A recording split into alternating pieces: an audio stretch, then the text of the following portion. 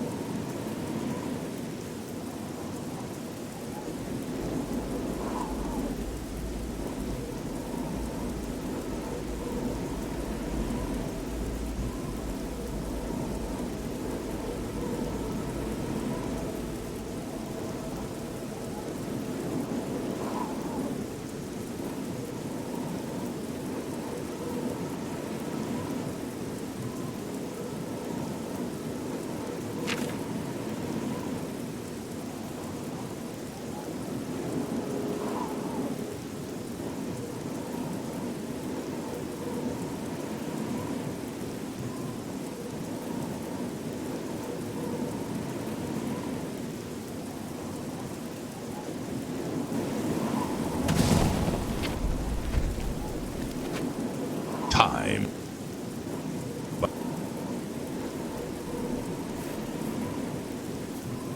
I have been here for so long that I have acquired all I need to survive, and so I have no reason to steal another's belongings.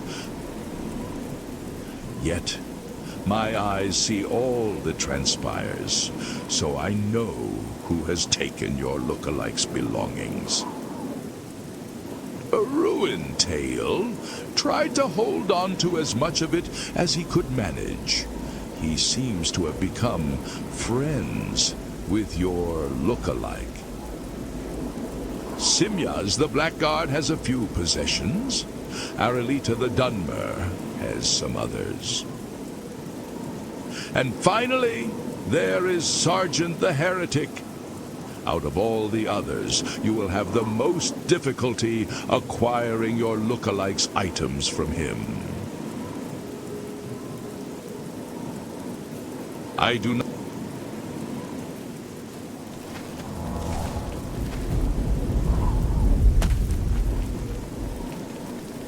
Well met.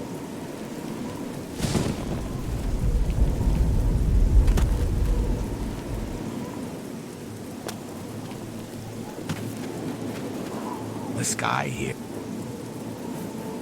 I tried to recover as much of her belongings as I could, so that I could return them to her when she emerges from hiding. Yet the people here are animals, and they take any opportunity to leap upon an abandoned carcass and feast until they are fat. I managed to keep the majority of her belongings, yet the others still retain some of the less important items. I believe that these are the items you are looking for. Ruined Tale presses several sheets of paper into your hands, his expression grim as always. The red one is the first in the sequence. Knowing that, I imagine you should have no trouble figuring out the pattern.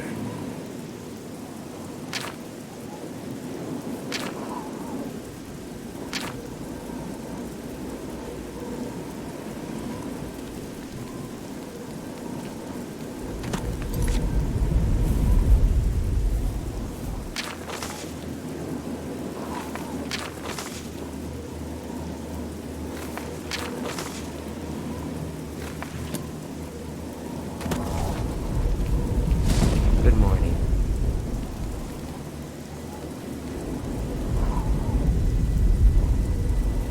I've seen you watching me. Sergeant's usually cold expression grows darker, and his sunken eyes become cruel and calculating.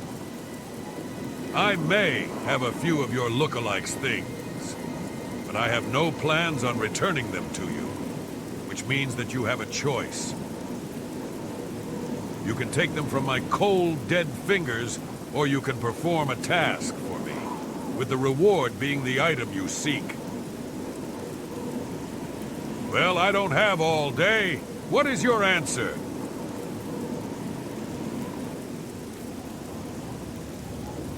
Perhaps you are more akin to my way of thinking than I thought.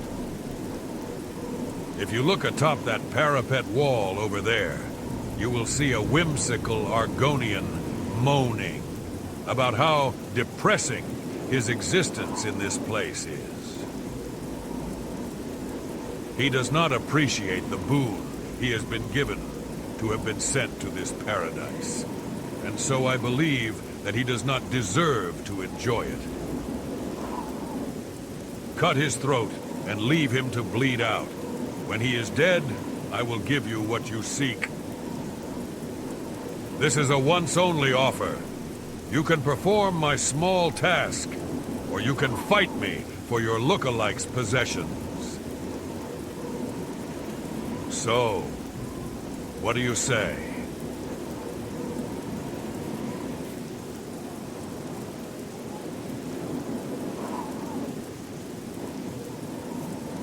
Sergeant grins and lunges toward... You're pathetic.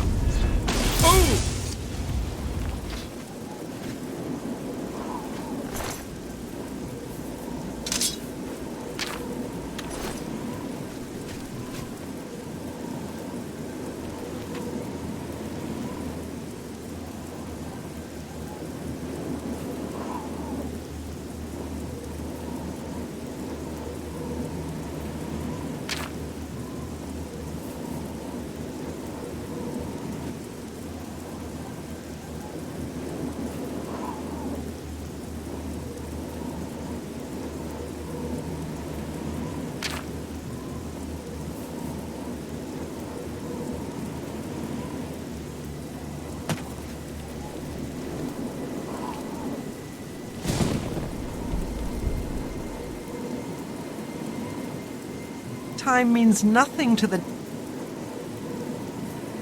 One item and one item only. Strangely enough, it was given to me by Simyaz, who claimed that he wanted me to keep it safe for him. Aralita stares at you thoughtfully, before nodding in resignation. Regardless of his request, I believe that you have a greater need for the item than Simyaz does. And I think that it is far safer in your hands. Here, take it. Travels, but...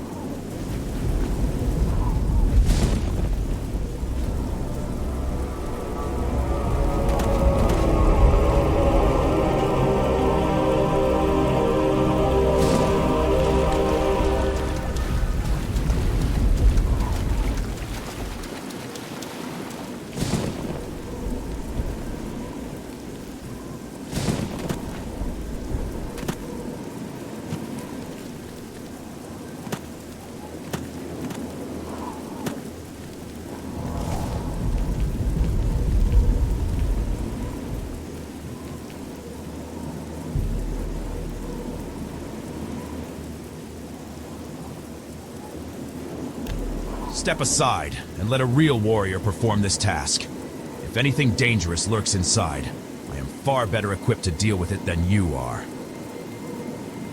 What panel do you want me to push first?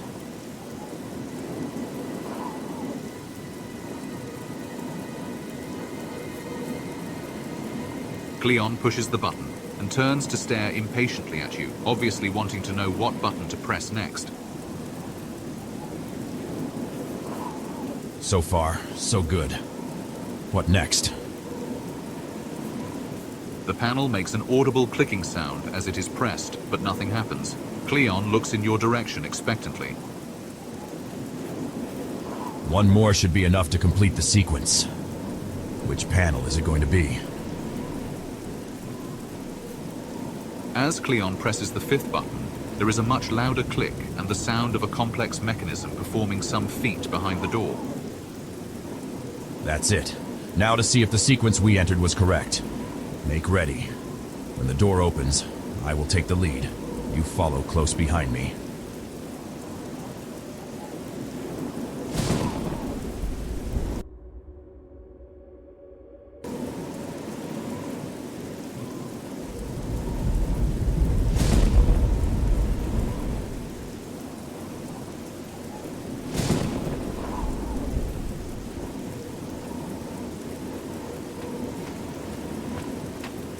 And so you have found me at last.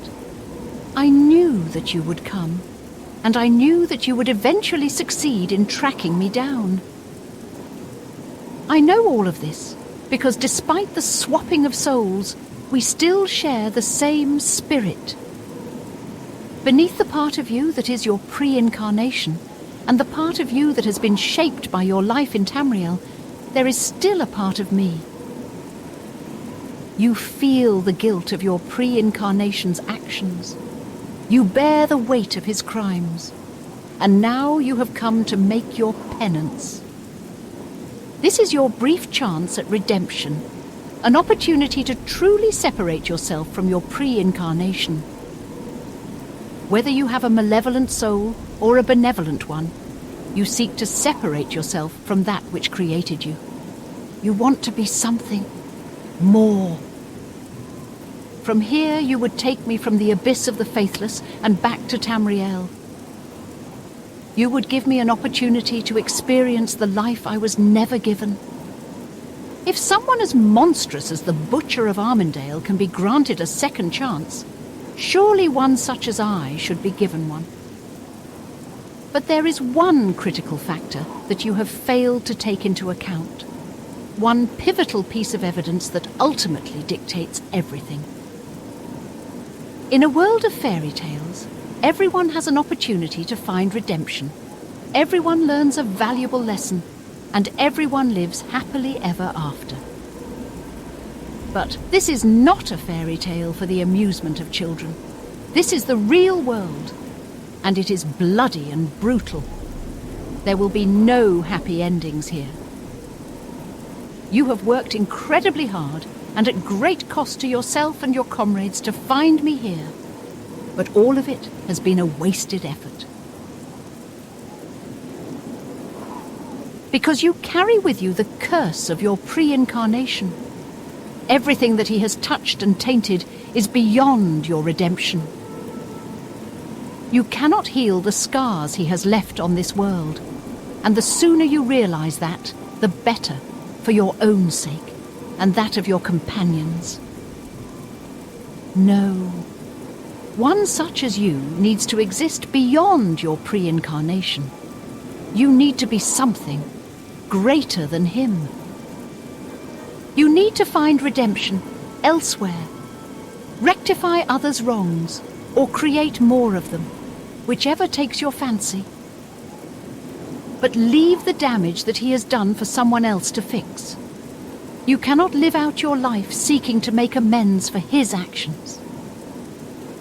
Your pre-incarnation is long dead, yet still he continues to torment me from beyond the grave, as we will soon find out. Oh, but you will, and soon. You see, the fiends came to the abyss of the faithless seeking me, because they believed that I was the soul of your pre-incarnation. They are here now. They have been watching the entrance to my lair, waiting for someone to come who could open the coded door and gain access to this place. They have followed you here, and now they have followed you inside. They have come for me, to take me to Oblivion, to punish me. You have led them here. Thus you have, indirectly, been the cause of my fate. You thought to right the wrong of your pre-incarnation, but instead have made it worse. And not because of any crime that I have committed, but for the crimes of your pre-incarnation. They believe I am he, and so I shall suffer for it. Thus, your pre-incarnation continues to torment me, from beyond the grave. Now, indirectly, he has taken me from this eternal hell, the abyss of the faithless, and sent me kicking and screaming into a more terrible hell, Oblivion, to be punished for crimes I never committed. No, I will not submit to my fate in the manner that life would dictate just. I will not go to it screaming in terror at the prospect of eternal torment. I will embrace my fate. I will go to it before it comes to me. I will take charge, just this once. Your lookalike smiles, an expression of raw madness standing prominent on their features. They turn as if to take their leave, but at the last possible moment pauses and presses a tattered journal into your hands. I told you that you were special. Who else but you could have amounted to such tragedy without even realizing it? Redemption is your curse. You have not found it here.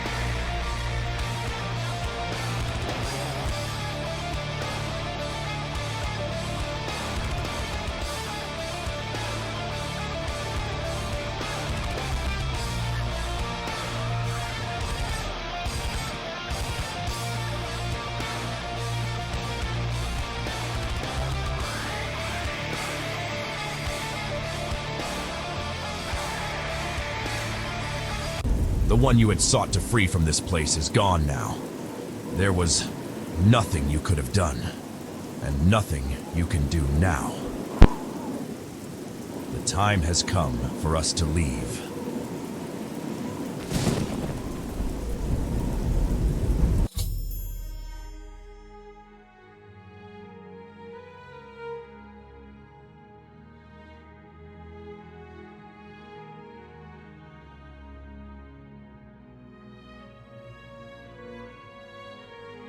Hi.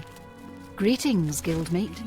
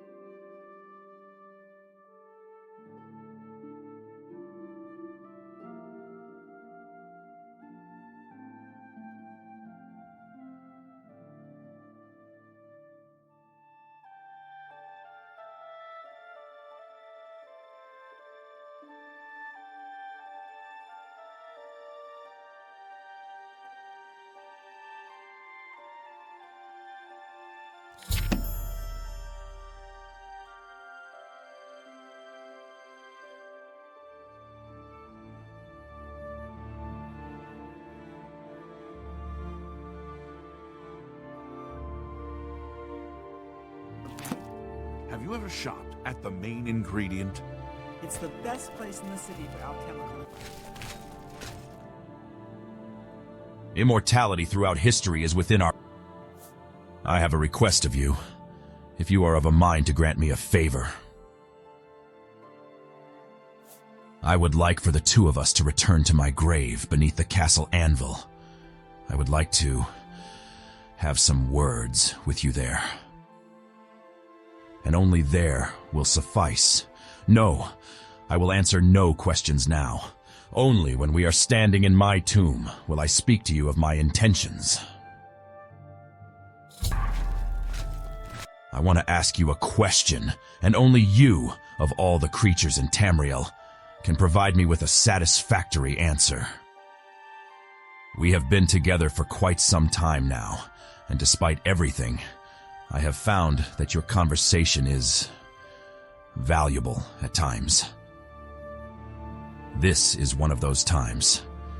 I have learned much about you and your achievements, and about your path through life thus far.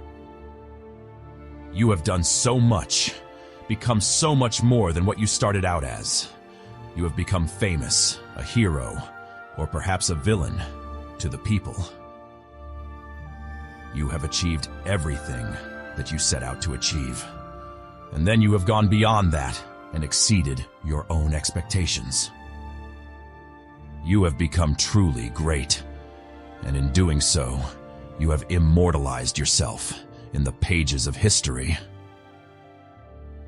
Scholars have written histories about you, poets have written ballads about you, and playwrights have written scripts featuring you. You have become a god, because even after you die off in life, you will live eternally in the hearts and minds of those you have affected. And, throughout the pages of history, and most amazing of all, you have done all of this without selling your soul to the demon inside. You have done the one thing that I never could, and you have done it all without sacrificing your very soul. I want to know how you did this.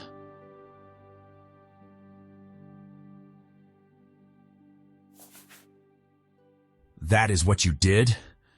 That is all that you did? I cannot understand. I simply cannot understand. I did that. I did exactly that. I was ambitious and full of desire. I followed what my heart told me, and I stuck by my beliefs throughout everything. I did everything. And yet, I failed. Even after selling my soul to the demon inside, I find that I have still failed, and was murdered by a nobody in a back alley. It doesn't make sense.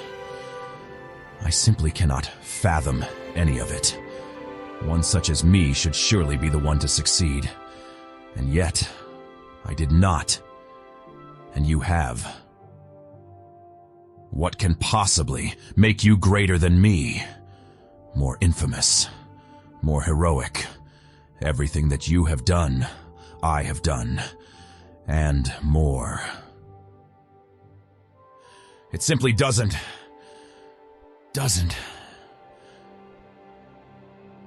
Well, it is time to demonstrate the one thing that I am superior to you at. A trial of arms should settle this dispute, once and for all. Yet, I know of your prowess. You have demonstrated an apt skill at combat, and I will admit that I am somewhat impressed. But the time for children's games is over, and the time for suffering the consequences of our actions is at hand. Now, permit me to show you the consequences of my actions and the curse of my decisions. Permit me to show you the beast that lurks inside. You cannot even begin to imagine what it is that I have become.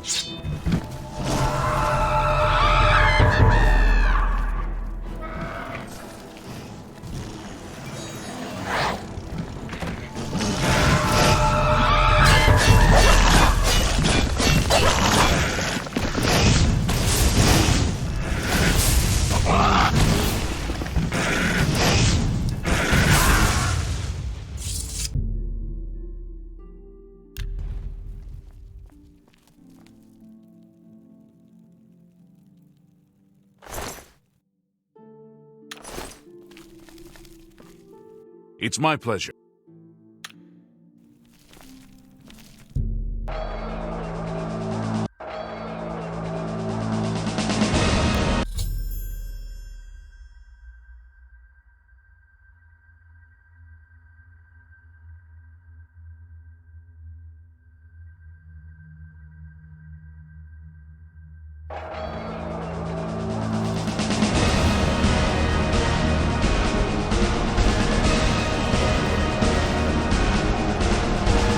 I have heard tell that every individual is supposedly good at something.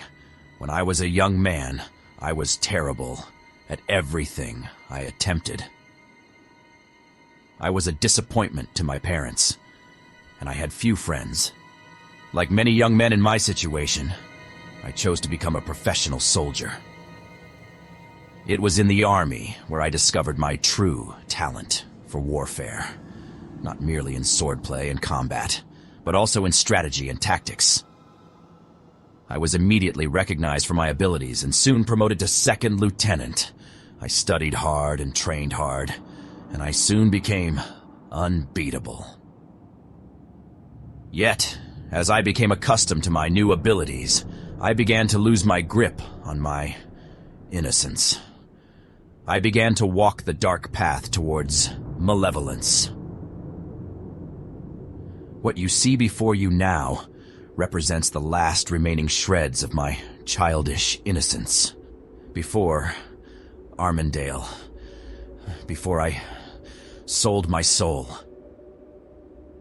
Imagine what I could have become if only a few aspects of my life had been different. If I had been a good farmer, or an architect, or a blacksmith. I could have been something that was unimportant in the grand scheme of things. But instead, I chose to become someone who would be remembered. But look what it has cost me. Even now, I know what is coming. I know what I will become. These hands are clean now, but soon they will be stained. I sold my soul to the demon inside.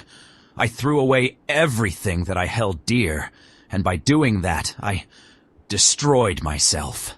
I damned myself. Oh gods, I don't want to die. Why do I have to die?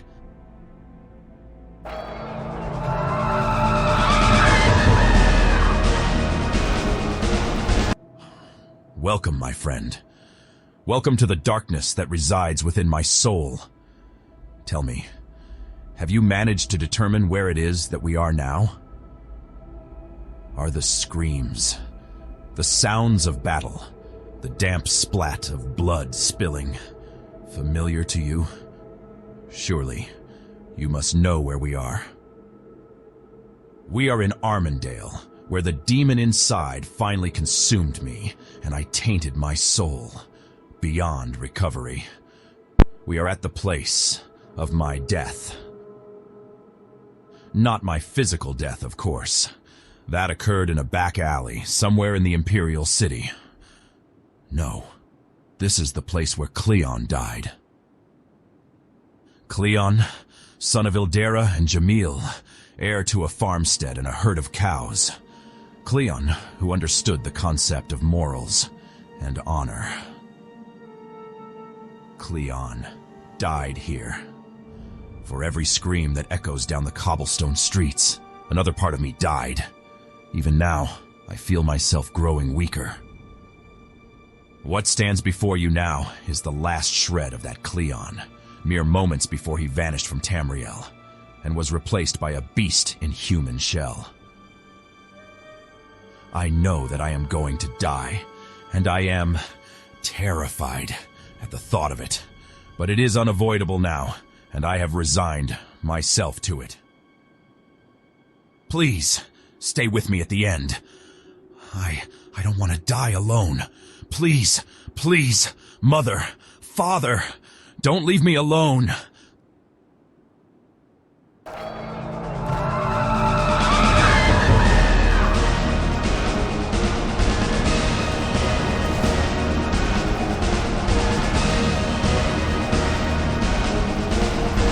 Bah!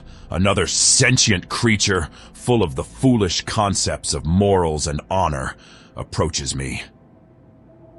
Another creature that does not realize that the only constant to life is death, who has not resigned itself to the fact that it is going to die. Which is the reason why you are useless to me. You have dealt with death, but you do not truly understand it. To you, The massacre at Armindale was merely an event with a statistical casualty figure. To me, it was a defining moment. A revelation, if you will. I represent the beast that Cleon would have become if the assassins hadn't robbed him of life. I represent the monster in Imperial clothing. I am the demon that resides inside Cleon, and I am mocking you at this very moment. Do you know why? Can you possibly imagine why I find you amusing? It is because I know you, and have dismissed you as rotting offal already. Until you have held the lives of so many in your hands, you are useless. Look at me. Marvel at my beauty, my perfection, my malevolence. I am a god, because like the gods, I have the ability to give and take life as I choose. The very concept of creation in itself. And by throwing away my innocence, I attained all of that. I am immortalized within the pages of history. All of Tamriel will remember my name, will shudder with terror when they speak of me. I have molded the lands themselves. And yet, I have not. Because I do not exist. Cleon died at the hands of the assassins, in a back alley in the Imperial City. The demon inside died there. Yet, unlike Cleon, I do not cower in the face of death. I do not hide in abject terror. I face it down with my fists clenched and my teeth bared. Watch me, foolish one, and see how a god dies. Perhaps you will learn something about me by doing so.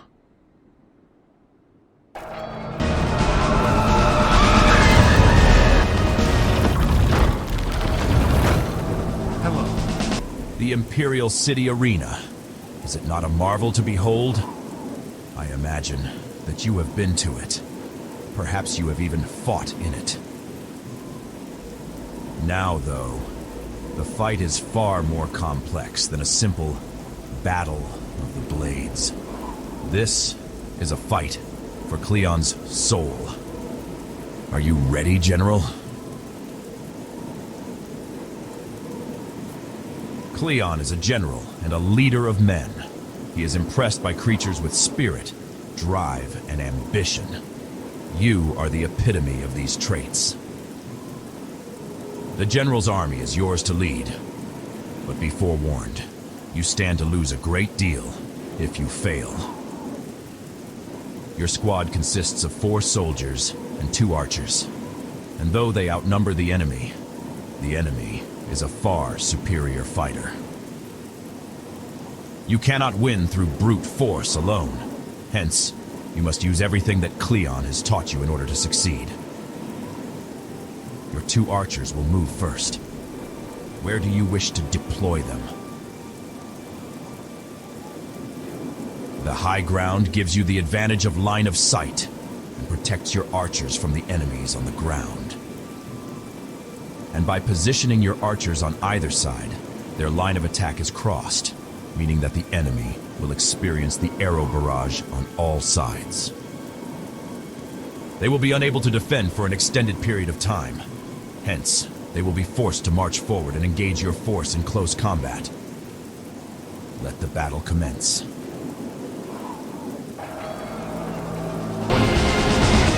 battle has ensued. The positions have been made, and consequences are soon to be experienced. How will you position your warriors?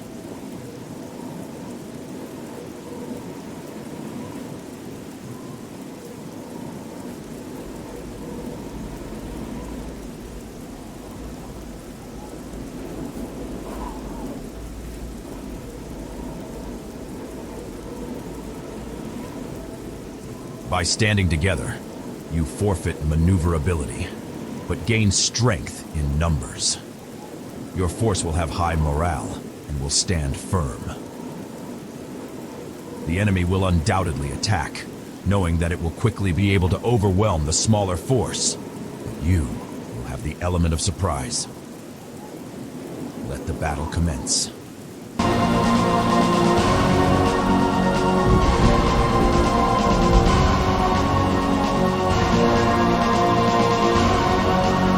The battle has ensued. The positions have been made, and consequences are soon to be experienced. How will the battle itself progress?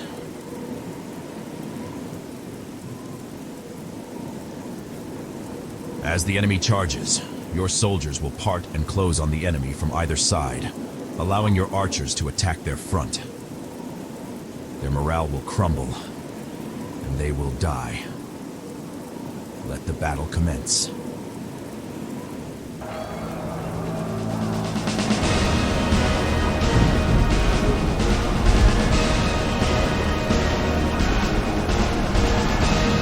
Against all the odds, you have won, and the demon inside has been beaten back and destroyed utterly.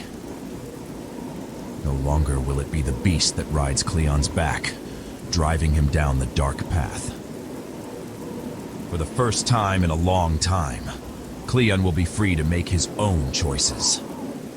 His future is his own, to make or break as he sees fit.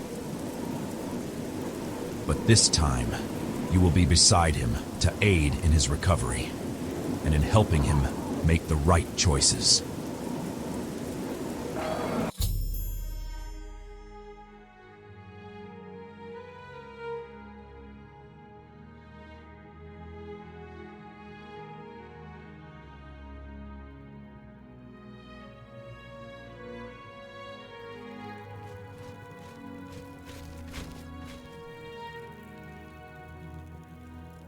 No, it can't be possible. Surely I must be dreaming. Against all the odds, and despite all the darkness, you have won and have slain the demon forevermore. At last, I am free of its taint. For all these years, the beast has driven my every action since I damned myself to it in Armindale. But no more will I be subject to its taint. My actions are my own. My sword will slay only whom I choose to slay, and my future will be molded based on the actions that I perform. I owe all of this to you. You ventured into the unknown of my subconscious and freed me from my self-imposed slavery. You have demonstrated that you are indeed a true friend. You defeated the demon with the tactics that I taught you, and in doing so, won utterly. My blade is yours to command now. No longer am I the general, merely an ordinary soldier to be commanded, as his superior sees fit. You are my superior now. You have demonstrated that by your victory in my subconscious. Perhaps one day our roles might reverse, but for now, let us go forth as two comrades and shape Tamriel as we see fit. I'm following your lead, Commander. Let us take our leave of this place. I would speak to you now. Though Cleon is normally a master at hiding his thoughts, a certain anguish is plainly obvious on his face. The encounter with the demon inside, the entire journey into my mindscape. I remember little about the events that transpired there. I remember images and emotions, noises even, but nothing more. All else is lost in shadows and darkness. Yet, there is one other aspect to that ordeal that I remember profoundly, and it haunts me to this day.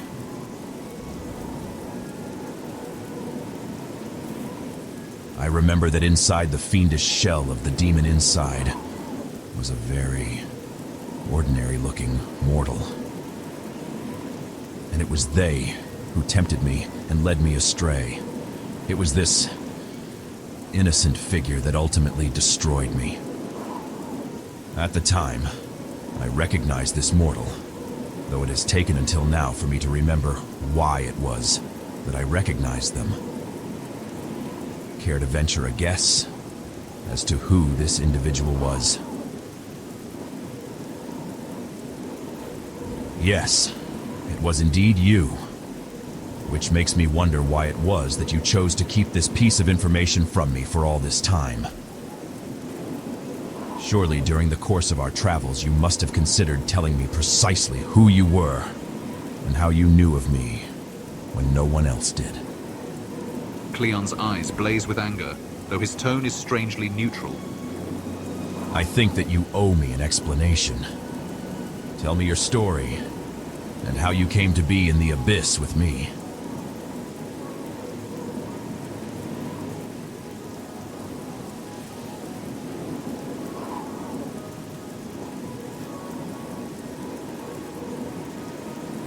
And so, after all we have been through, you still keep secrets from me. You turn your back on all that we have created as friends. I know that you were the demon inside, and thus I know that it was you who tormented me and molded me into the monster that I have become.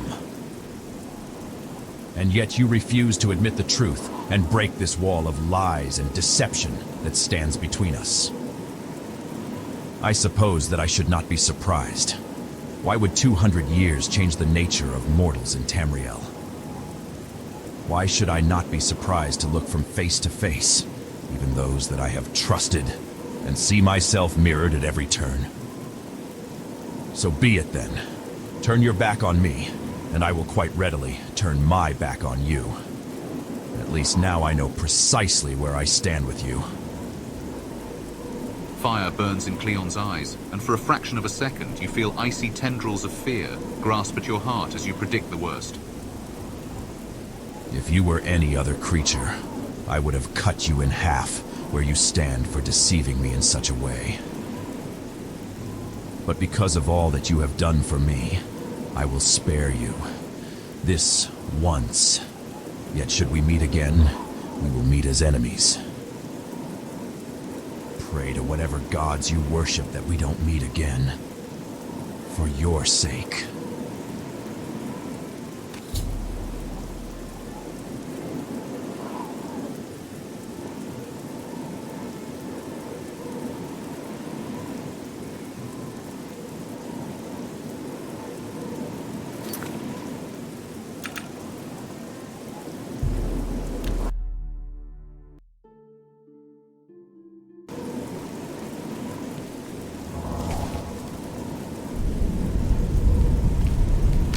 Good day to you, kind sir. Just delivering the latest edition of the Black Horse Courier, direct to your hand. We at the Black Horse Courier would like to thank you for your ongoing patronage and loyalty to Tamriel's #1 newspaper. I wish you a pleasant day.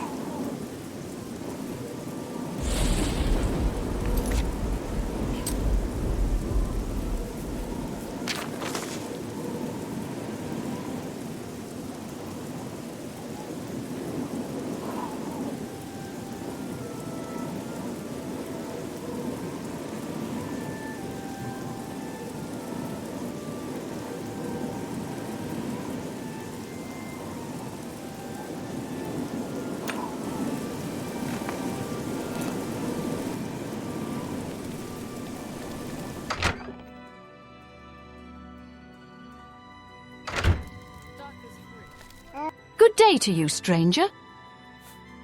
Not a lot, to tell you the truth. There was an archaeologist, Pseudotore by name, who told the guards that he saw a man hiding near the Ehothorn estate just before the attacks. He was adamant that the man was a mass murderer who had been killed more than 200 years ago, even told the guards that. Yet when they learned that he was leading an archaeological dig to excavate the site where this criminal performed his murders, and furthermore, that he had been drinking in my taproom before the murders occurred, they promptly dismissed him as being an unstable witness. Other than that, though, I don't really know much. 'Tis a damned shame, though. I knew the city watchmen who were killed. They were good men. So many things to do, so little time. The assassinations. What else is there to talk about? Stop! In the name of the law! Any attempt to escape will be met with lethal force. I am Captain Nimra of Noelk, of the Imperial City Watch, and I am under orders to take you in for questioning regarding your friend Cleon. Should you resist arrest, I will be more than happy to question your disembodied head instead.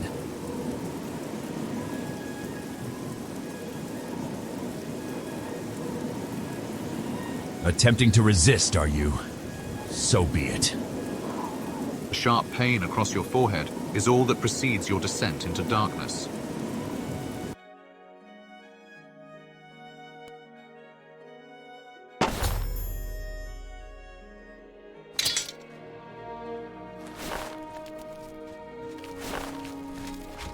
By now, you've had some time to reflect on your reason for being here. I'm sure you have come up with all manner of ideas. So, I ask you now, do you know why you are here, or do you want me to explain it to you? Very well. You are here because you have ties to a known criminal, a legendary criminal, who should, by all rights, be dead. Several witnesses have attested to the fact that you have been seen traveling with him, and have gone so far as to say that you have a friendly relationship with him. It is for this reason that I have been ordered to question you regarding your knowledge of Cleon, the Butcher of Armindale. It is my hope that you will be able to provide me with a clue as to his whereabouts. Cleon, the Butcher of Armindale, is nothing short of a criminal and is responsible for massacring hundreds of innocents many years ago. For 2 centuries, he was believed dead. Yet now, he's alive and roaming the land of Tamriel. What is worse is that it would seem that he is returning to his primal state once again, and is known to have killed at least 3 Imperial agents. He will be eliminated, and I will have your help in achieving that end. Now, is there anything you would like to tell me before I get started?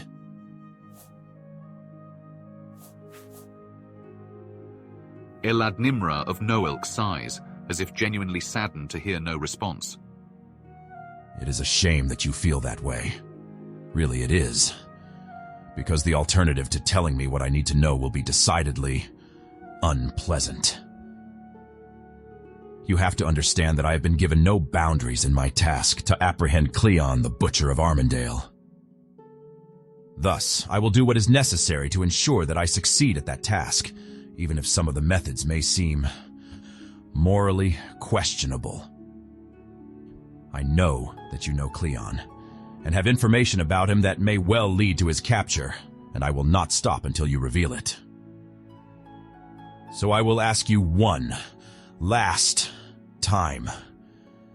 Do you have anything to say to me, or should I take the next step in this interrogation? So be it then. Remember that this was your choice. Thus you and you alone will reap the consequences of this decision. You might want to take this opportunity to rest. I guarantee that what follows will drain the strength from you as if you were plague-ridden. Rest easy.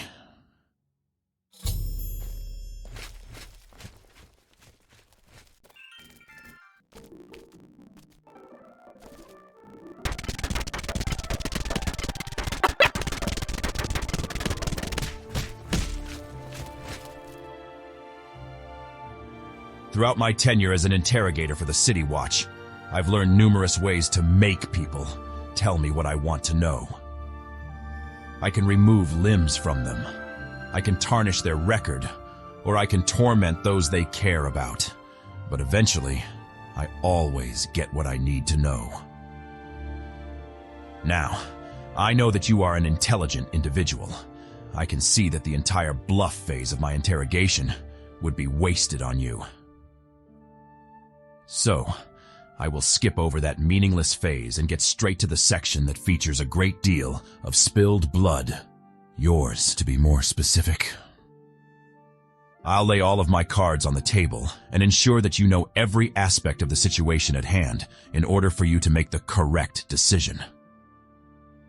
So, here it is. Listen closely. You will tell me what I want to know. That is a simple fact. The only variable to that equation is how much suffering you need to go through before you tell me. That variable rests on your head.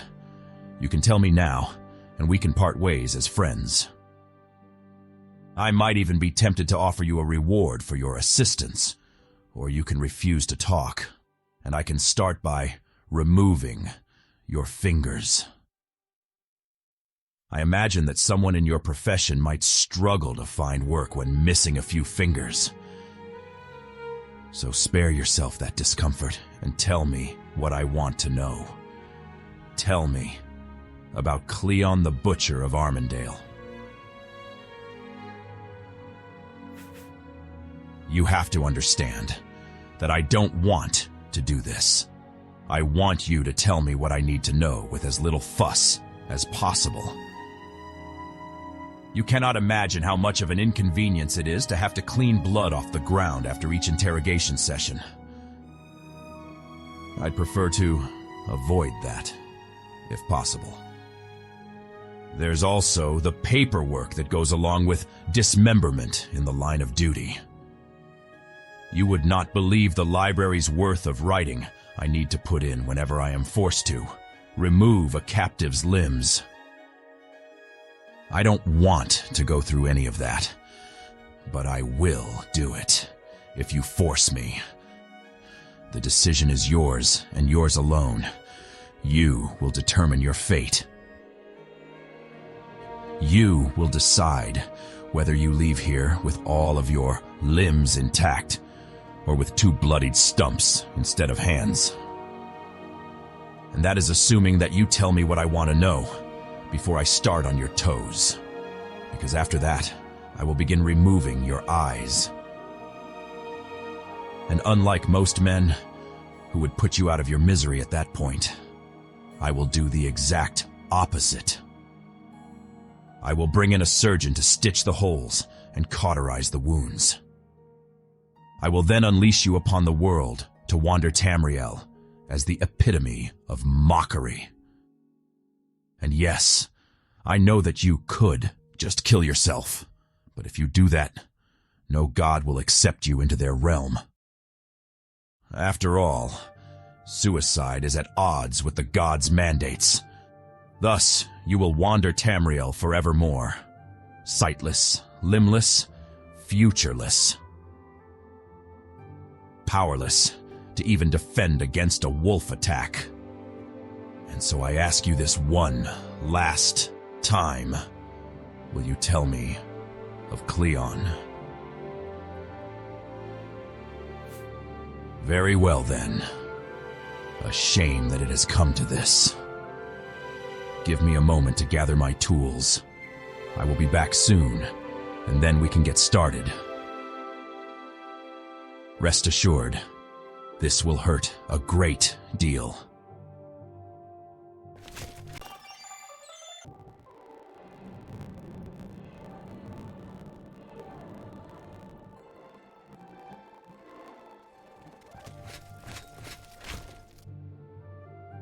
How very, very convenient. You wouldn't believe who it was that my soldiers apprehended only moments ago. A woman of your acquaintance, I believe. A certain Alicia Ehothorn. Ring any bells? Oh yes, we have her in custody. And if you won't tell me what I need to know, then I'll get the information from her. You could be a troupe of entertainers, 2 eyeless, limbless freaks traveling Tamriel. Does that sound appealing? Think about it. Logically, does it make sense to sacrifice your existence and hers for the purpose of protecting one malevolent criminal? Surely you can see the futility in withholding this information from me. I will get what I want to know, regardless of how long it takes, or how much blood I will spill. Alicia Ehothorn has a pretty face, and a pretty body too, for that matter. It would be a shame to tarnish it by removing large chunks of flesh. So now this is your opportunity to play God, for the gods alone have the right to be the givers and takers of creation. You will decide whose lives will be given and whose will be taken, yours and hers to save Cleon, who will die anyway in due time. Or Cleon's, to save your life and Alicia's. I'll even throw in a large purse of gold to sweeten the deal. But only if you tell me what I want to know. Right now. There is no denying the fact that he left you under certain unpleasant circumstances. My scouts have told me that much. Yet, how is it that you wouldn't know where he would be going? So, the two of you didn't part as companions. He left you with no inclination of returning. Does that sound about right? Well, I can accept that much. Over the years, I have become adept at separating truth from lies. And I can see that you are telling the truth. But unfortunately for you, you are still not yet off the hook. Because while you may not be able to tell me precisely where he went, you do still know him. You understand his psyche. You understand how he thinks. You can get inside of his head and second-guess him. It is only logical that after so long in one another's company, you would know each other intimately. Thus, I want you to appraise his situation. Consider all that you know about him, and tell me where it is that he will likely go. And remember, I will know if you are lying. Why can't you help me? What is stopping you from telling me what I need to know? Ah, yes. I had read that about him. He places himself in his opponent's mind in order to second-guess and outmaneuver them. And it is for that reason that you know nothing about him that can help us. Am I right? Elad Nimra of Noelk tilts his head to the side thoughtfully. If you know that that is his tactic when it comes to warfare, then it means that he has taught you his art of warfare. Thus, I can justly presume that the two of you were close, which would mean that you have lied to me. Not in the true sense of a lie, to be sure, yet a subtle lie designed to throw me off the scent. And I already informed you of the penalty for lying. Elad Nimra of Noelk draws his blade and taps it against the side of his helmet in a decidedly intimidating manner. I gave you enough chances to save your life, and Alicia's, yet still you do not seem to understand the gravity of the situation you are in. The time has come to prove to you that none of this has been a bluff, and to demonstrate to you that I have no patience for these games. When I return, it will be holding the head of your friend, Alicia Ehothorn. Her death will be on your conscience. Her screams will torment you for all eternity. Listen carefully.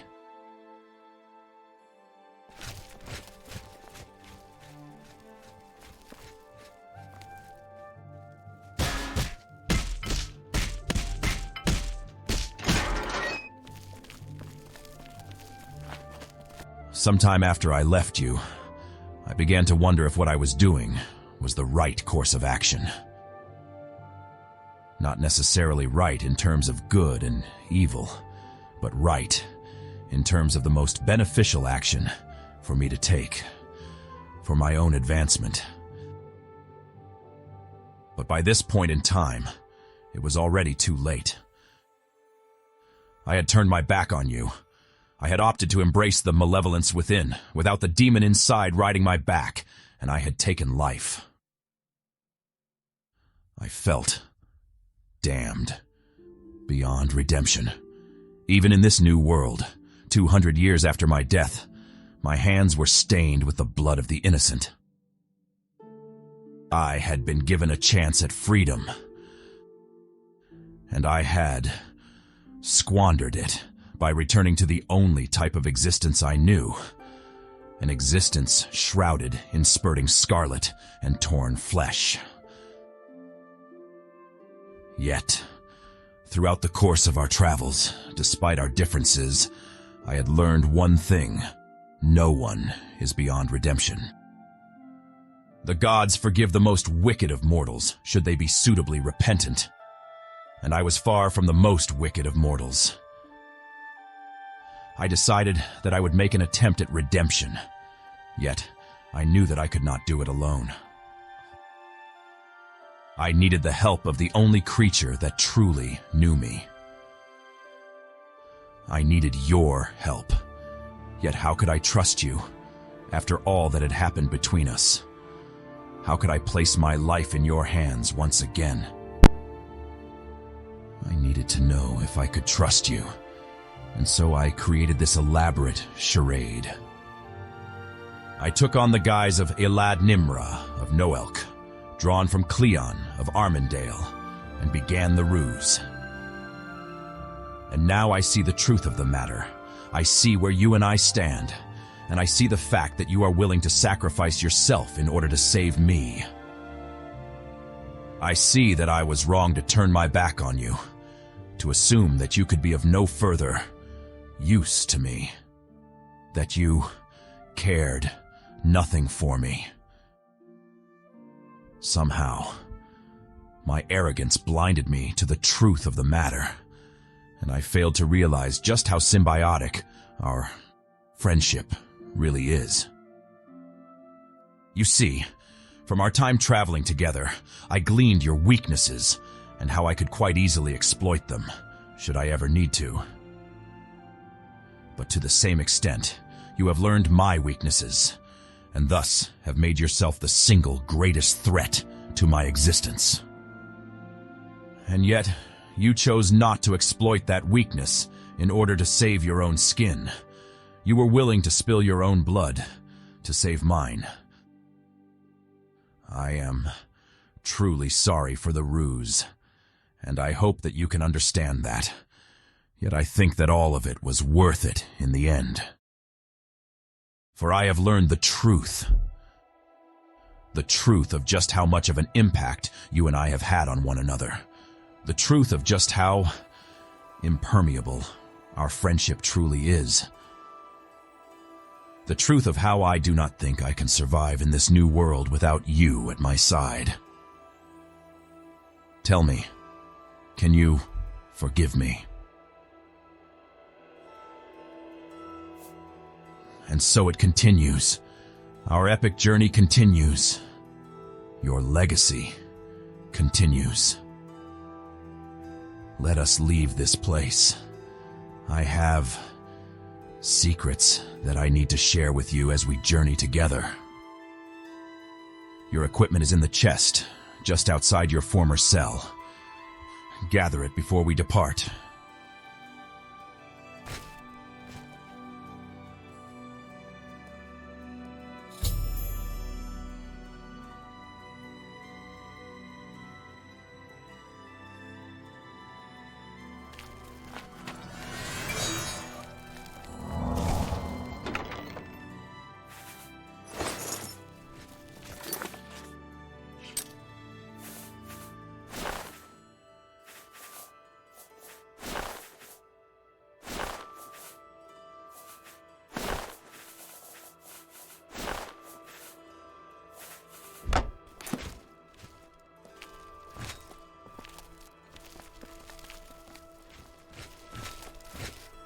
Immortality. Yes?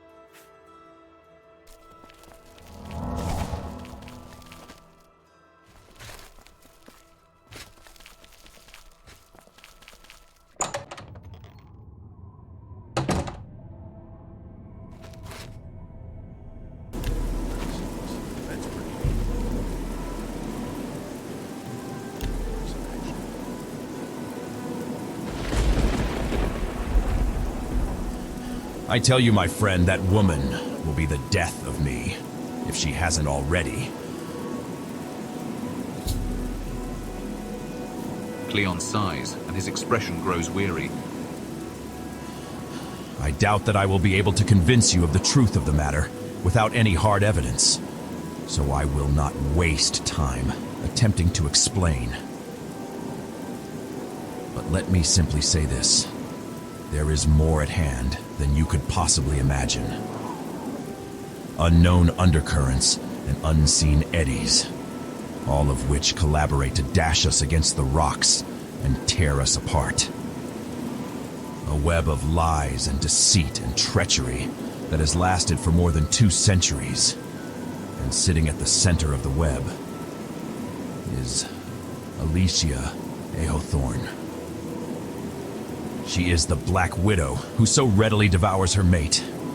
Sitting there, patiently, appetizingly, tantalizingly. Yet, to come too close means death. She will do what she believes she has to in order to survive. And no one, not even you, is beyond her range. Think on my words, my friend. Even if you do not understand them, time will tell whether or not they come to light. Yet the truth will always remain. Watch her, my friend. He is a snake, that one. He was a fiend before we made him into one. And now all has come full circle, and we will suffer for it. Do not be fooled by his friendly facade. He has not changed in the slightest bit. He wears a mask of benevolence, but a demon lurks beneath. I question your logic in adventuring in his company, for at any instant he may well snap and choose to sell us out. What he said is not relevant. All that matters is how he said it. And before you ask the obvious question, I will answer it. He said it with malice. He has developed a persecution complex, an idea that the entire world is out to get him, despite having no reason to think such things. He accused me of a number of things that are completely unfounded, and when I denied them, he threatened me. You should rid us of his foul presence immediately before he brings about the beginning of the end for us. You and I operate in perfect harmony. We always have, even before my beloved was reincarnated to create you. Yet Cleon, the Butcher of Armindale, brings poison and discord among us. He will be our undoing. Let us leave him behind. He accused me of, he said to me... Alicia grows flustered, and she shakes her head as if to clear her thoughts. By all the fiends in the abyss, I cannot remember what it was that he said. My anger has blinded me to his exact words. Suffice to say that there was not an ounce of truth to it. His mind has fragmented beyond reconstruction, and now he sees enemies everywhere. You had best be on your guard before he sees an enemy of you, and opts to use force instead of threats to get his way. Watch him carefully.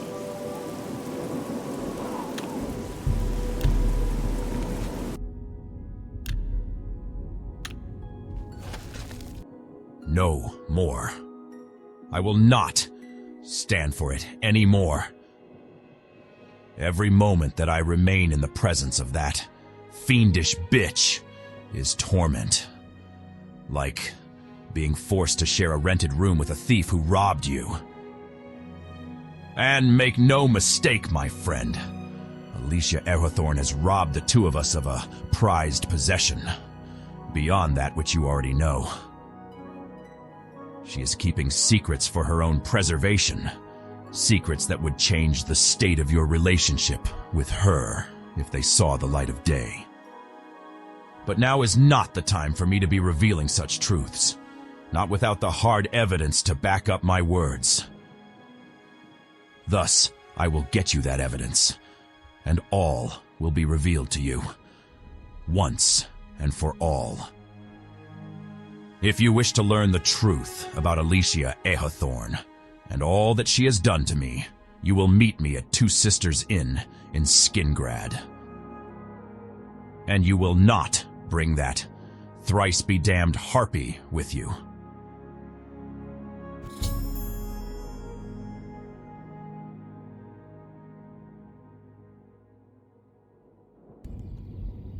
I'm listening.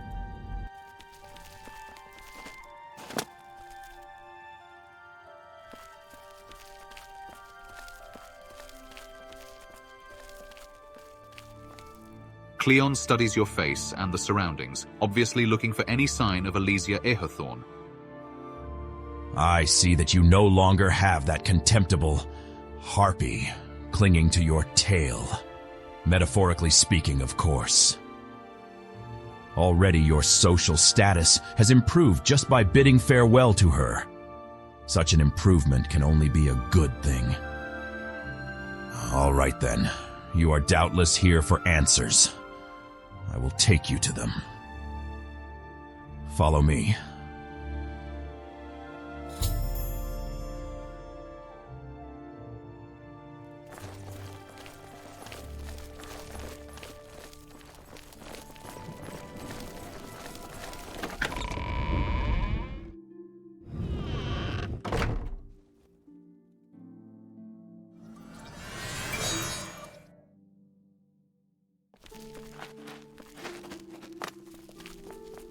Tidings.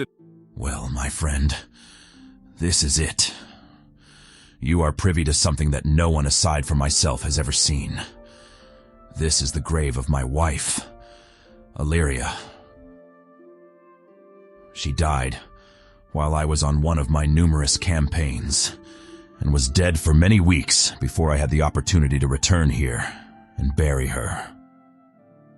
Yet I have always held a certain reverence for this place, despite the fact that up until recently, I had not returned here since sealing the crypt. Here lays the one person who truly cared about me, eternally at peace, and free from the torment that racked my body and mind. Here lies Illyria, wife of Cleon the Butcher of Armindale. Here is the one element of sanity amidst my insane world. I want you to enter the crypt and gaze upon the face of my wife. When you have done so, return to me.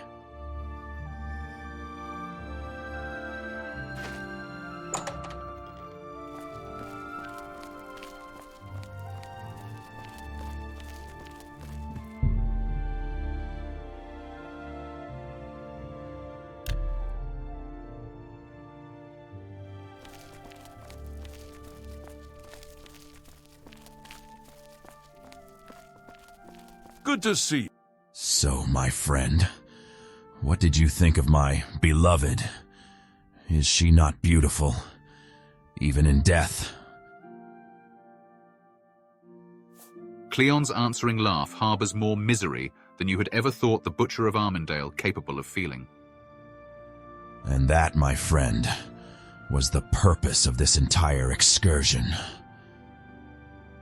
To show to you the face of my beloved, and to use that face to remove the blindfold from your eyes. You see, my dead wife may serve a purpose, even beyond the grave, to dispel the illusion that has come to rule your existence and expose the truth. Think about it, my friend. Why would my wife's grave be empty, especially since I distinctly remember burying her? Think. Your mind reels with the possibilities and the numerous potential coincidences, yet you know that the truth is more than a mere coincidence. Think about all the evidence that lies before you. The empty crypt here, and at the Ahawthorne estate, Alicia's adopted naming trend. The similarity in names between Elysia and Illyria. The similarity in appearance between my beloved and yours. And the fact that it was my wife who subtly convinced me to continue my tutelage under the Fiend, your pre-incarnation. Think about all the evidence presented before you, and tell me I am wrong.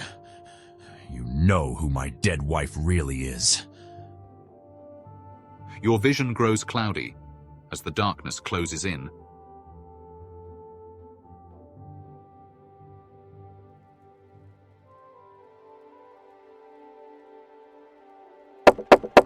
General, the regiment is formed up and is only awaiting your instructions. I must go now. Rest assured, my love, I will return to you.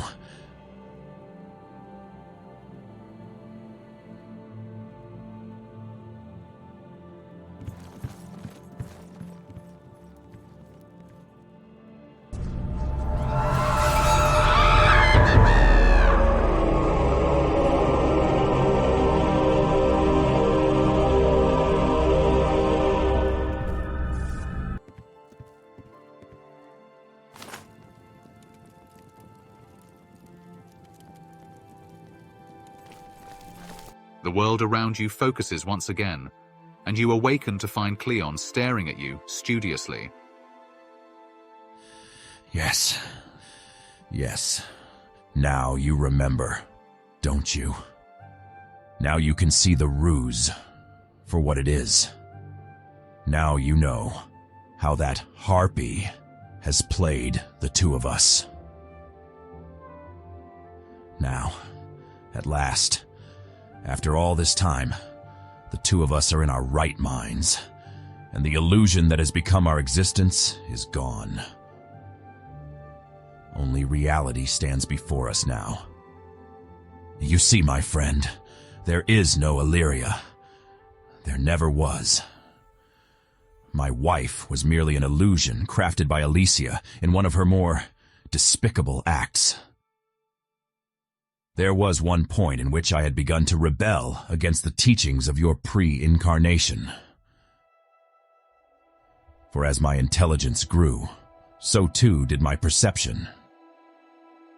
I could see the path he was leading me down, and the manner in which he was manipulating me. So I turned against it.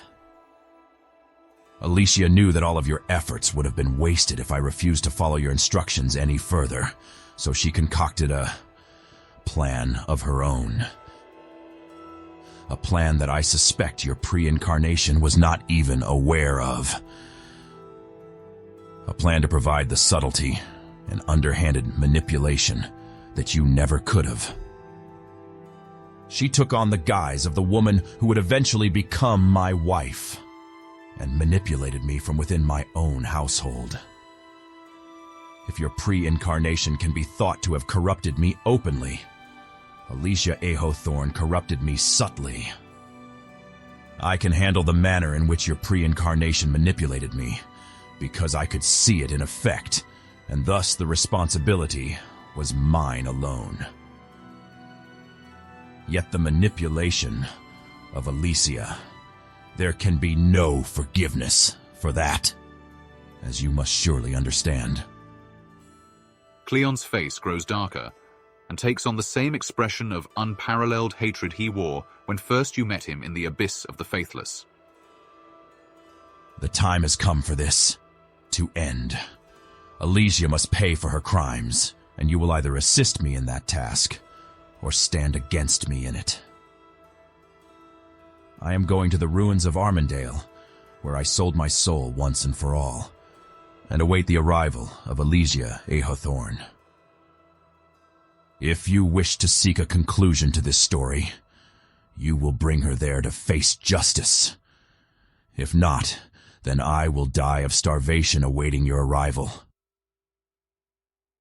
After all that we have been through, at last the ending is in sight. I will be the means to the end. I will be the dispenser of justice. And Elysia AI will, at last, be held accountable for her crimes. I will await you in the ruins of Armindale. Travel to the hidden altar where your pre-incarnation soul was bound to you, and take a different door. I will be waiting.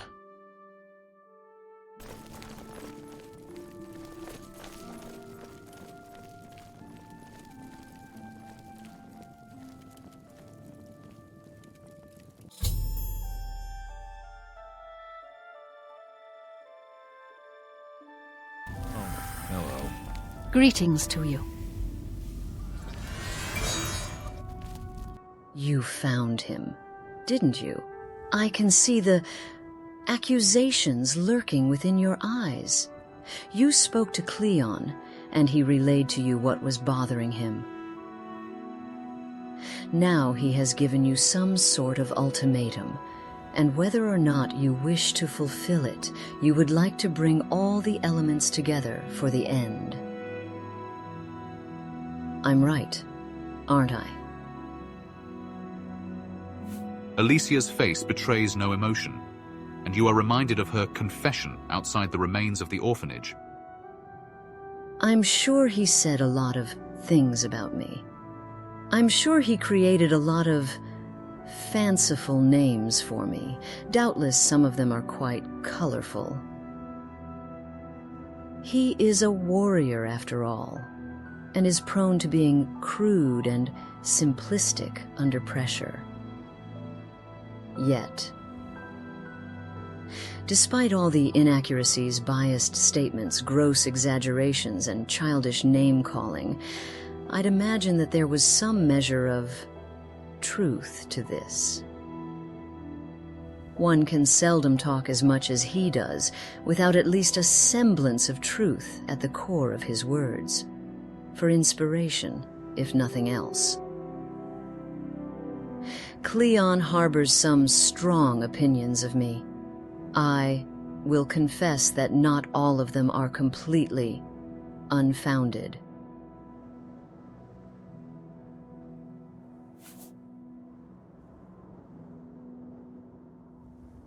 No, regardless of what I say, you have already made up your mind about me, and truth will not halt events from continuing as they are. Without cause, you have been swept along by the tide of events, unable to escape the unerring flow of destiny. By Cleon's words, you are as much a victim of events as he is. Yet, whereas he still harbors some guilt, you ultimately do not. Tell me of Cleon's ultimatum. What does he want of the two of us? So, at last, the Butcher of Armindale has grown truly weary of this game. I suppose I shouldn't be surprised. His patience was always lacking. So be it then. I too grow weary of our charades and double dealings. Perhaps we should heed his request and bring about the beginning of the end. Elysia nods as though her mind is made up, and she squares her jaw in determination. Let us go to the ruins of Armindale, this one last time. Let us make our way to the altar at the epicenter of the ruins, and let us end this. I will follow your lead.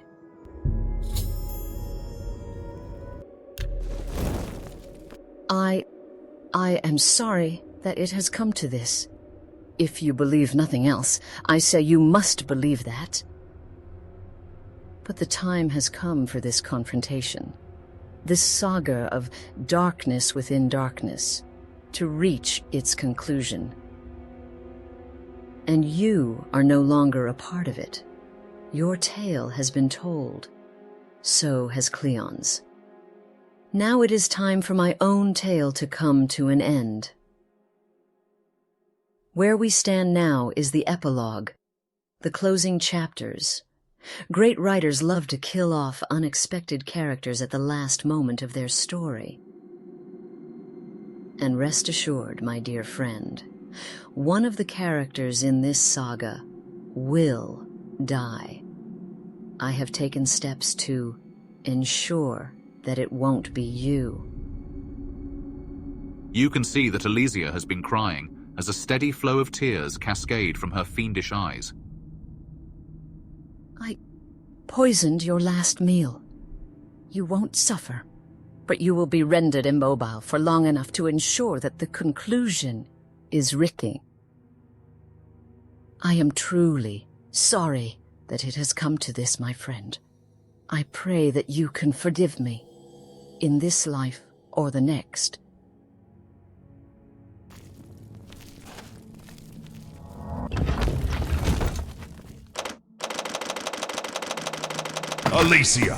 Elysia Ehethorn, the time has come for you to answer before all of Tamriel. For your countless crimes, I sentence you to death.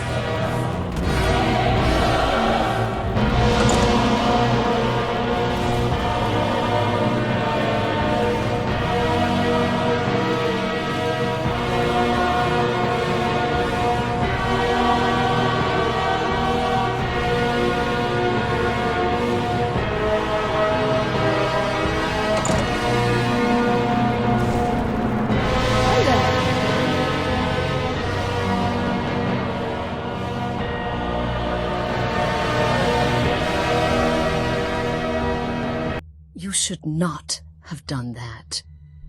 Cleon presented a way for me to repay the debt owed for my sins in the past. Your pre-incarnation and I destroyed that man's life and poisoned his very soul. We destroyed any possibility of a future for him. Like gods, we believed that we were the givers and takers of creation, as we unleashed his bestial ferocity upon Tamriel.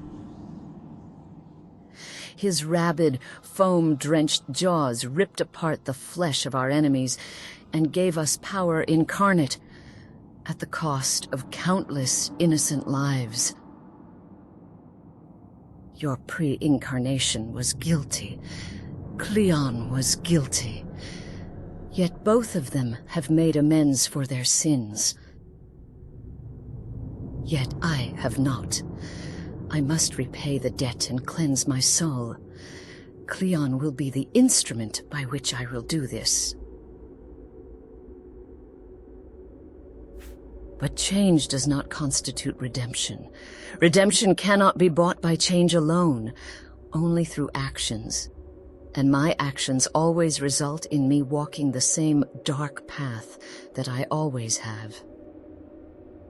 My desire for self-preservation and a tendency towards megalomania always gets the better of me. No, this way I can bring about redemption by facing up to my crimes and accepting the punishment that I am dealt. Cleon, as the primary victim of my crimes, is more than qualified to dispense that punishment.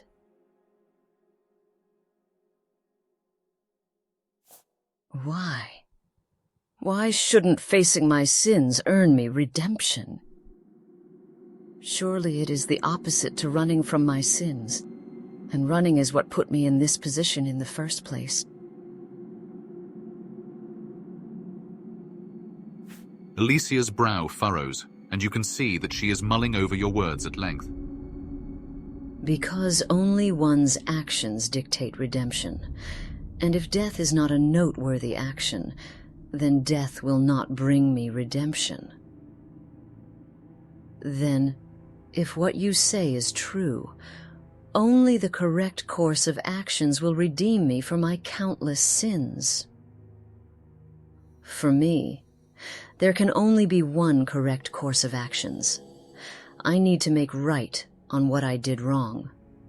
I need to confront Cleon. I will need your help to do it. You have seen the beast that rages within him firsthand. You know that it cannot be conquered by normal means. Perhaps we can find some method or some device by which to draw it forth. All creatures harbor certain weaknesses, and fiends tend to be particularly susceptible to those who know our true names. She smiles, and her eyes grow distant as if lost in the past. I should know.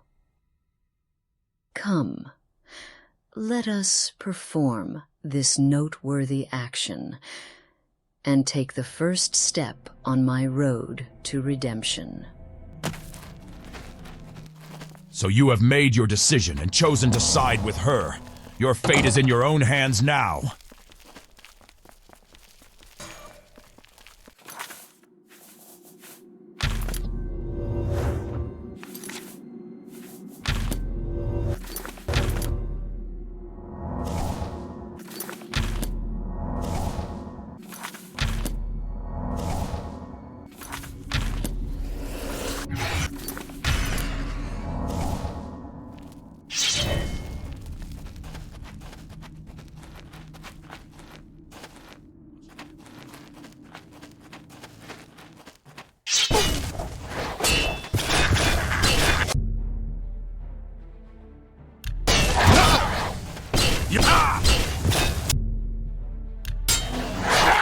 Let's get this over.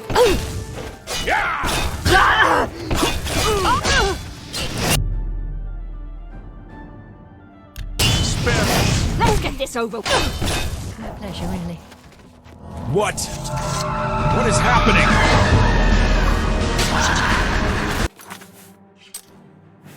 I'm supposed to be impressed.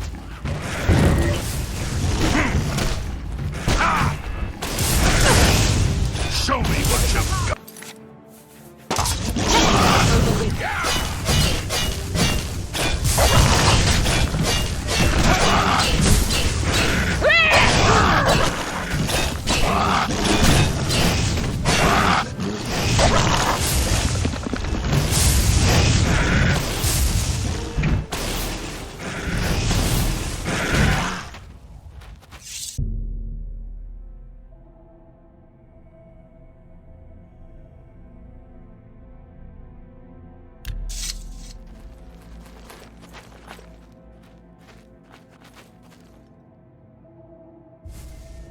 It is done.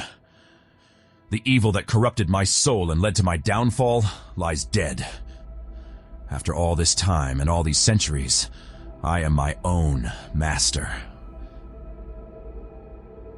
The chains that bound me and the muzzle that silenced me have at last been removed. And now I am free to continue in the manner that I so choose. Your pre-incarnation has suffered for what he did to me, as has the harlot, Alicia Ahothorn. Both of them can torment me no longer. Yet, I could not have accomplished this newfound freedom without your assistance. You have been of invaluable assistance to me, and I want you to know that I will never forget that. In truth, I owe you a debt that I cannot repay. Yet despite all of this good, there is a flaw. I am tired, my friend. So very tired. Almost 3 centuries have passed since I first walked this world as a child, and the weight of my years weighs heavily upon me. Though I was dead for almost 2 centuries, My time in the abyss of the faithless was not restful, as I fought endlessly for my right to survive there. Trust me, my friend, there are worse fates than an eternity battling in the abyss of the faithless, and I had no desire whatsoever to experience them. Thus, my weariness washes over me, leaving my muscles weak and my vision swimming. I am old, my friend. The desire for bloodshed fades, replaced by gray hair and weakened physique. I sense that perhaps my days as a warrior draw to a close. I have been thinking on it, and I'm wondering if perhaps that is my true destiny. My time in the abyss of the faithless revealed to me what lies in store when next I die, and I dread the thought of returning there. Alicia has already lived for centuries and will doubtless live for countless more, provided she doesn't rub someone the wrong way and wind up dead. To the same extent, you will probably experience an extended lifespan due to your own legacy, though I cannot say if it will be as long as Alicia's. But me, I am still immortal. I will live for no longer than 80 years in total. Thus my days are numbered. I think that perhaps it would be prudent for me to try and earn a place in the afterlife, far away from the abyss of the faithless. Perhaps my retirement years should be spent in some manner of servitude and repentance to a patron deity who suits my mind state. What say you, my friend? And why is my reasoning not sound?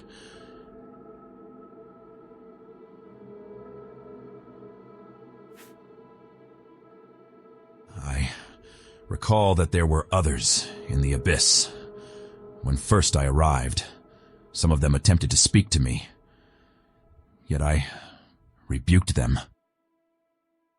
The demon inside, my companion in that nightmarish place, would not allow any others to hunt with us, to fend off the hordes of undead. So, what did those you spoke to in the abyss tell you? Hubris? The crime of such excessive pride and self-belief that one thinks themselves greater than the gods? Yes, that was indeed one of my many crimes, and doubtless that is one of the reasons I wound up in the abyss. My pride was endless. I believed that I was invincible, that even the gods had no sway over what I did, or whose life I took. I learnt the hard way that such was not the case. Yet I do not see your point. Repented? How so? Suddenly, Cleon's eyes grow wide, as if an amazing revelation has come to him. I see now.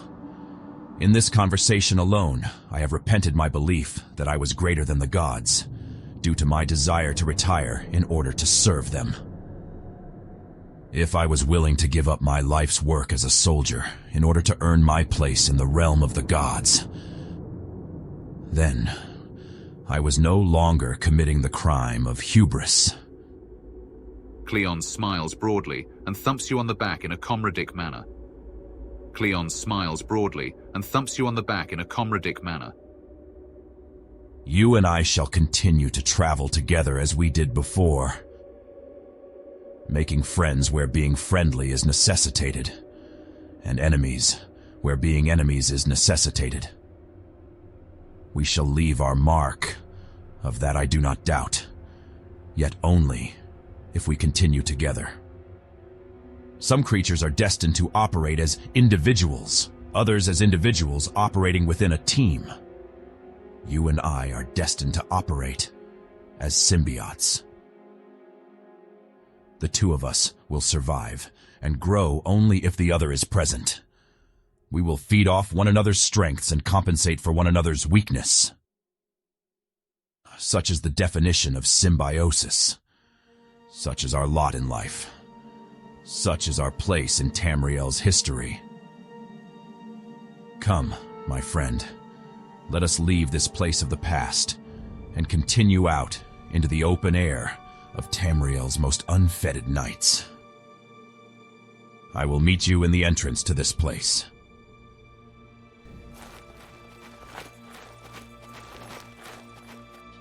And so, after centuries, you and I have finally reached the end of our journey. A journey that began in the Abyssal Plain and continued throughout the saga of your legacy and into the tale of the Butcher of Armindale. A trek that forced each of us to face our sins, our flaws, our malevolent habits, and evolve, or be destroyed by them. Despite all we have been through and all the sins we have committed against one another, I have never felt closer to either of you. At that moment, where my aspect of the demon inside was slain, any semblance of hatred between us vanished completely. To Cleon, it represented the remnants of the beast that rode his back. To me, it represented the one part of me that I feared would never change. And now, it is gone, and both of us are free to embrace the future with no chains whatsoever, and no hidden masters to drive our inner beast. Now, we three stand at the crossroads. Numerous paths lie before us, shrouded by the shadows cast by the tangled mass of trees. Thus, the paths are unclear, but one thing is certain. There will be roads that are more traveled. They are well-worn and undoubtedly safer, yet there are no hidden gems on that trek. There are also the roads that few care to tread, overgrown with noxious weeds, overrun with deadly predators. Yet, at the end of the journey... Alicia looks at you expectantly, obviously waiting for an answer.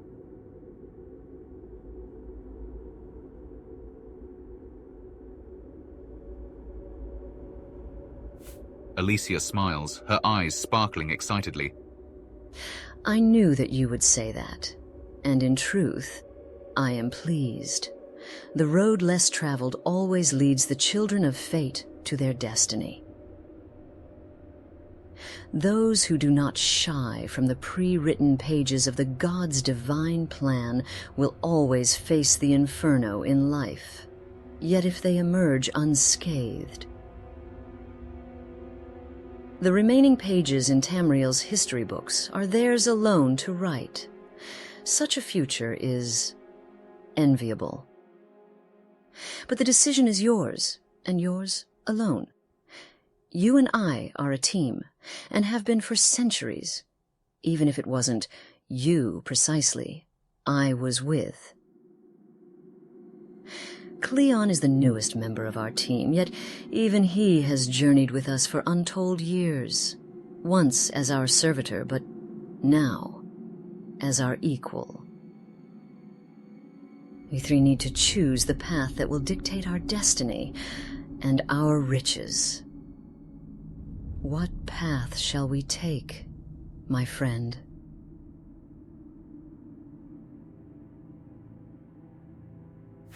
Alicia nods, obviously pleased with your decision. Despite all that we have been through, I knew in my heart that the chronicles of our saga were not yet completed. The great writer has not yet lain down his quill. Though this chapter of our lives, yours, mine, and Cleon's, has reached its conclusion, the road less traveled will open new chapters. Our destiny, our riches, and perhaps our death, lie at the end of this road. Thus it is only right that we begin our trek along it as soon as possible. Though your pre-incarnation and I have lived entire lives together, I feel that you and I still have countless tales to share.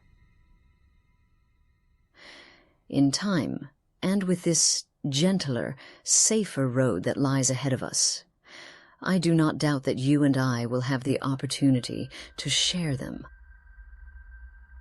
Let us leave, my friend, and begin those tales as soon as possible. I will meet you outside of this place.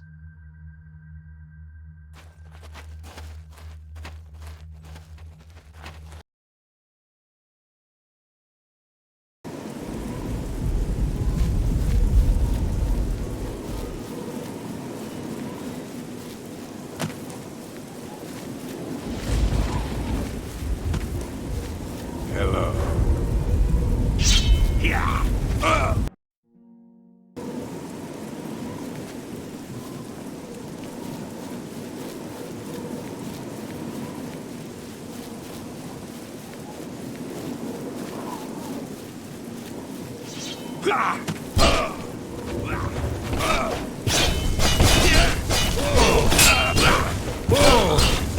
Do your worst.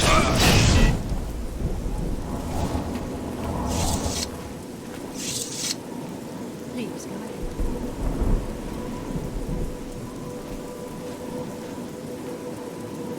My dark past seems to follow me, like a bad smell. Ruined Tale sighs, and from the look of hopelessness in his eyes, you cannot help but feel that misery hounds this Argonian at every turn.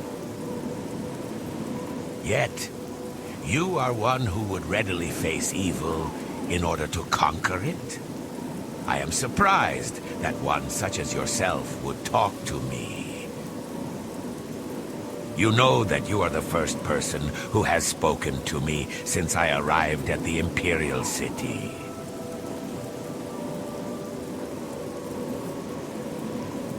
I suppose that most people are bothered by my aura of death. Ruined Tale gestures to the bodies of the two attackers lying on the ground nearby, and indicates the numerous cuts upon his own scales. I have a proposition for you, stranger, if you would care to hear it. For reasons of my own, I desire to travel Tamriel, yet I lack the courage and abilities to do so on my own. I propose that we travel together. I offer you my skills as a battle mage, and in return, all I ask is that you allow me to accompany you. How say you, stranger? You do? I had not expected to find anyone in the Imperial City who would be willing to travel with me. There must be more to you than meets the eye, though for the moment I fail to see it. Let us depart. I eagerly await the next wonder that Tamriel shall reveal to me.